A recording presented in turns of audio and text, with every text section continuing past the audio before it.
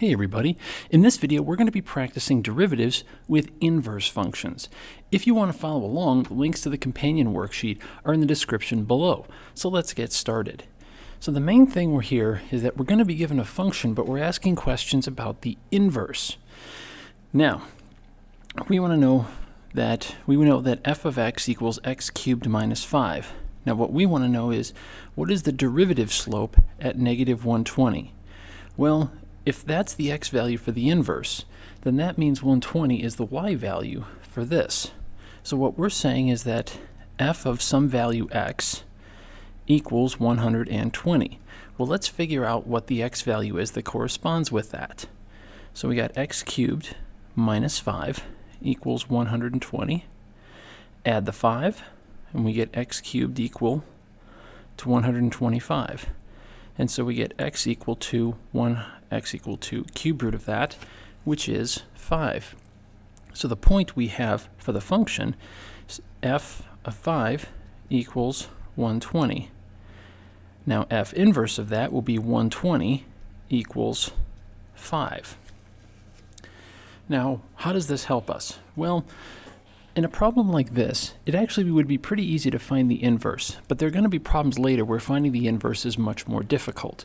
So what I'm going to do for this entire video is not find the formula for the inverse of any of them, even the ones that I could. Instead, what I'm going to do is say, well, here's the point we're talking about, 5, 120, or for the inverse, 125. Now what is the slope at this point for the function? So for the function, f prime of x, that's going to equal 3x squared. Now for the function, the point we're talking about is 5, 120. So if I plug in 5 for this, I get 3 times 5 squared. And so that's going to be 75. Now the quick rule is that if I want the derivative of the inverse, so f inverse prime of 120, now that's the same point that just corresponds on the inverse function. All we do is we take this slope of the function and take the reciprocal, and that's 1 over 75. And that's how we do these types of problems. So let's try another one. For the second one, we've got y equals 2x minus 5, and that equals 1. So again, we're talking about x equaling 1 on the inverse. But what about the original? Well, that's going to be the y value. So we have 1 equals square root of 2x minus 5. So to solve for x, we square both sides. So we have 2x minus 5, add 5. So we have 6 equal to 2x, and so x equals 3. So our point is 3 comma 1. That's for the function. But for the inverse, it's going to be 1 comma 3. So what do? Well, we use this point, the point on the original function, and we ask, what is the derivative at that point? So we'll take the derivative. So y equals square root of 2x minus 5. So the derivative is going to be dy dx. And we have a little bit of chain rule here, because they have this quantity, 2x minus 5, that's being raised to the 1/2. So we bring down the 1/2 times 2x minus 5, and we're going to raise that to the negative 1/2. And then we multiply by the derivative of the inside, which is 2. Now the nice thing here is we don't have to algebraically clean this up, because all we're doing is now we're just going to plug in 3. So we plug in 3 in for x. So we have 2 times 3 minus 5. The negative 1/2 times 2. So what do we get? Well, we get 1/2 times 2 times 3 is 6 minus 5 is 1 to the negative 1/2 times 2.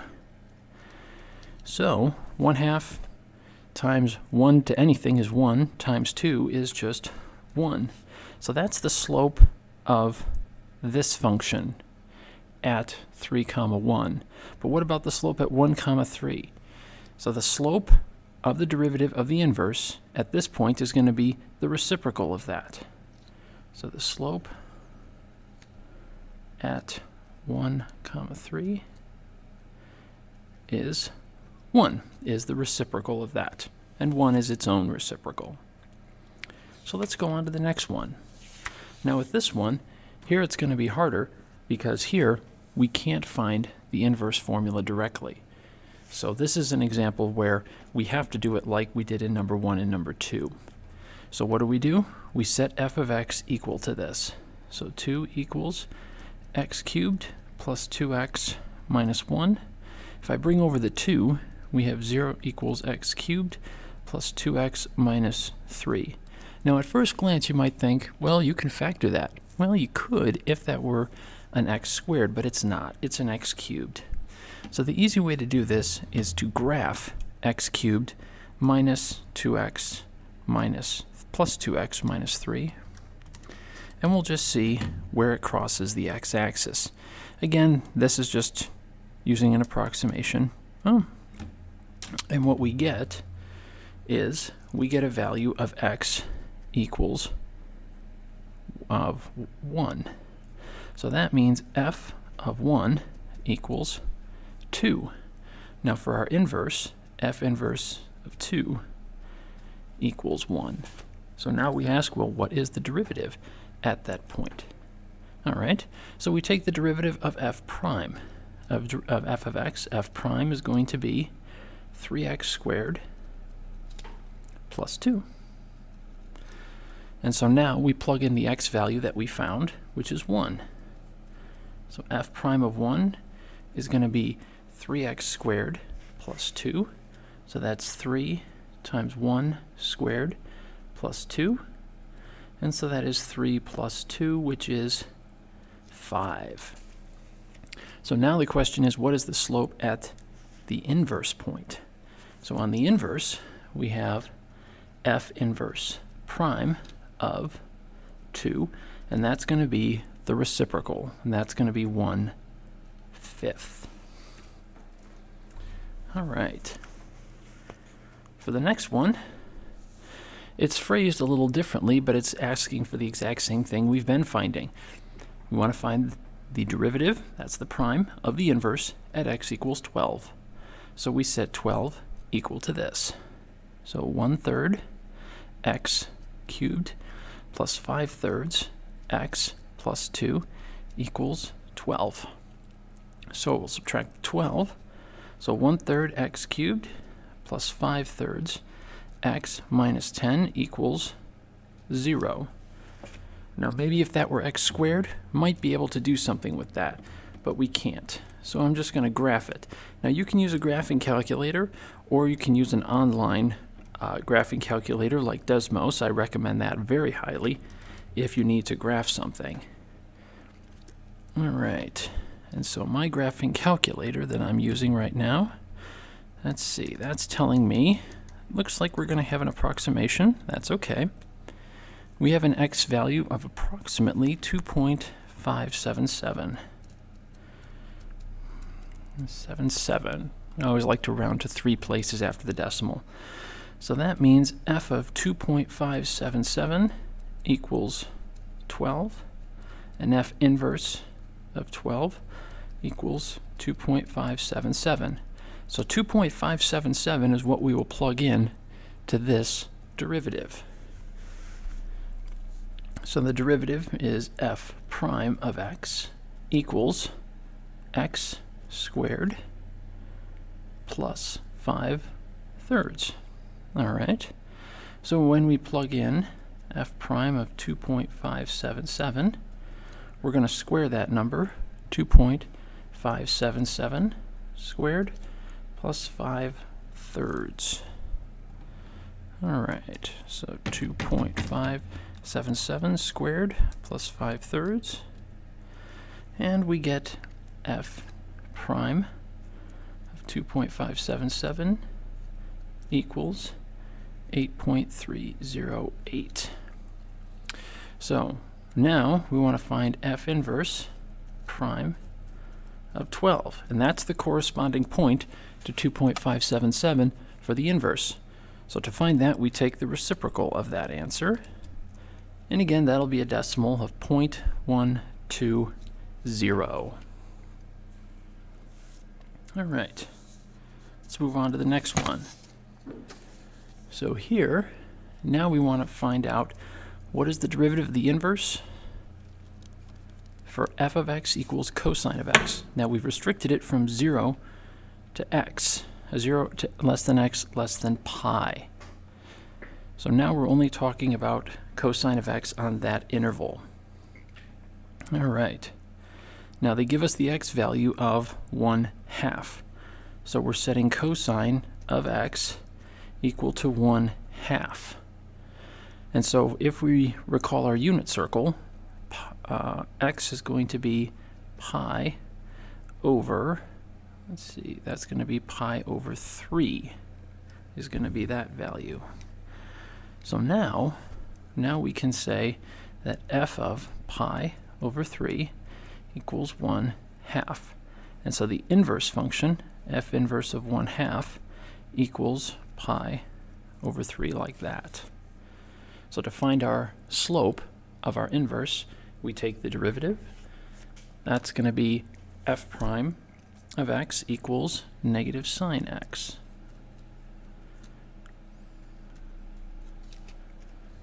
Now remember that we are plugging in pi over 3. So f prime of pi over 3 equals negative sine of pi over 3. Okay.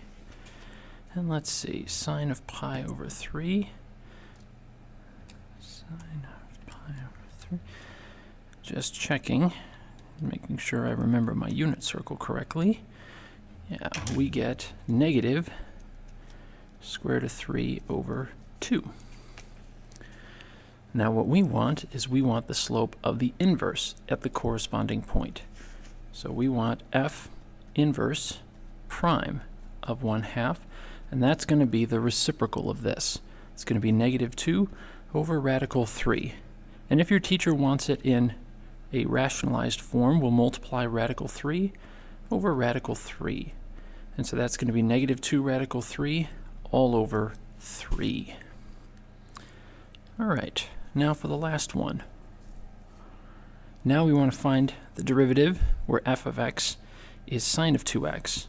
Now the inverse has a point at negative radical 3 over 2. So that's what we set equal to sine.